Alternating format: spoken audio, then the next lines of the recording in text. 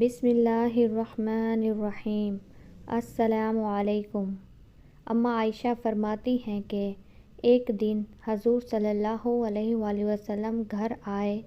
میں نے دیکھا آج حضور صلی اللہ علیہ وآلہ وسلم بہت خوش ہیں۔ حضور صلی اللہ علیہ وآلہ وسلم جلدی میں کوئی چیز اٹھا کے جانے لگے تو میں نے راستہ روک لیا کہ میں نے نہیں جانے دینا۔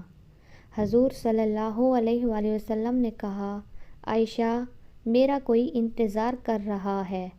اماں عائشہ نے کہا، حضور صلی اللہ علیہ وآلہ وسلم لوگ تو آتے ہی رہتے ہیں، میری بات بھی سن لیں۔ حضور صلی اللہ علیہ وآلہ وسلم نے فرمایا، اچھا بتاؤ کیا بات ہے؟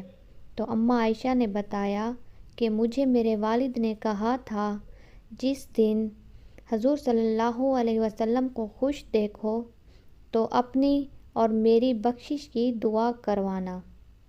حضور صلی اللہ علیہ وآلہ وسلم نے ہاتھ اٹھائے اور فرمایا، اے اللہ ابو بکر کو عزت والی زندگی عطا فرما، اور اے اللہ ان کا حساب قیامت میں آسان فرمانا۔ اور پھر کہا، اے اللہ انہیں بغیر حساب کے ہی جنت عطا فرمانا۔ حضور صلی اللہ علیہ وآلہ وسلم نے فرمایا، ہم دعا مانگ چکے ہیں۔ پوچھا، عائشہ خوش ہو گئی ہو؟ جی حضور صلی اللہ علیہ وآلہ وسلم ہو گئی ہوں۔ حضور صلی اللہ علیہ وآلہ وسلم اٹھ کے جانے لگے اور جب واپس لوٹ آئے اور کہا، عائشہ میری دعا سن کے رو رہی ہو؟